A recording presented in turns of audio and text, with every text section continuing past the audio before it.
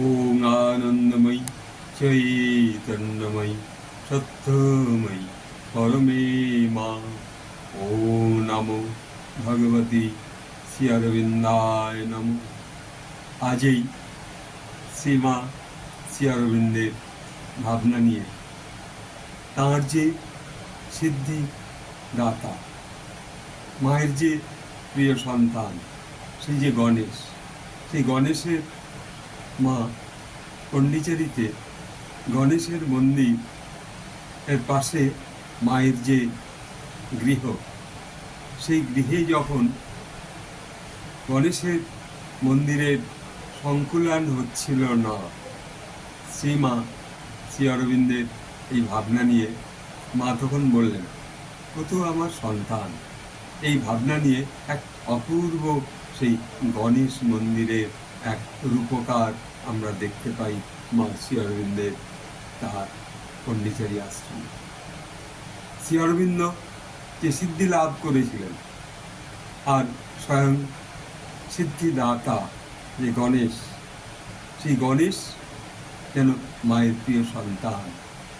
তো আমরা আজ এই শুভ গণেশ চতুর্থীতে এই যে গণেশ পূজার যে পূর্ণ লগ্নে, এই লগ্নে যেন সেই সিদ্ধি, শ্রী অরবিন্দের সিদ্ধি লাভ, যে যোগ শক্তির সন্ধিক্ষণে মানব কল্যাণে যে তাঁর প্রকৃত সিদ্ধি লাভ, তিনিও যে সেই সকল জনমানবের মধ্যে এক অধ্যাত্ম যোগের সিদ্ধ শক্তি সিদ্ধি লাভ করে দেবার জন্য, করিয়ে দেবার জন্য তার যে যোগ শক্তি, তা তিনিও সেই সিদ্ধি লাভ করেছিলেন।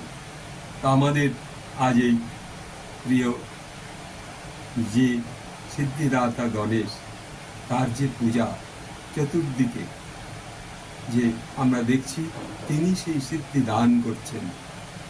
সেই ভাবনা নিয়ে আজকে আজ এই গণেশ পূজায় শ্রী অরবিন্দের যে গণেশ সম্পর্কে তাঁরও বিভিন্ন জায়গায় অনেক ধরনের সুন্দর, তিনি যে জ্ঞান শক্তির প্রকাশ, তা তিনি তার কোনো কোনো জায়গায় উল্লেখ করেছেন।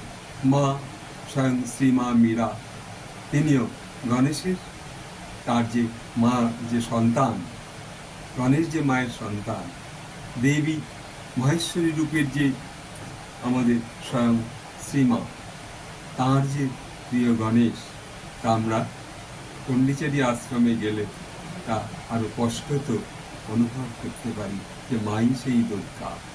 তো সেই দুর্গার পাশে যে আমাদের মহান সেই গণেশ মন্দির, তা দেখে আরও বেশি আমাদের অনুভূতি যাবে। আজ এইটুকু বলে ওম গঙ্গণেশায় নমঃ, ওম গঙ্গণেশায় নমঃ, ওম গঙ্গণেশায় নমঃ। এই গণেশ পূজার যে চতুর্থীতে আজ এইটুকু বলে সকলকে আমি আমার ভালোবাসা জানাই। নমস্কার।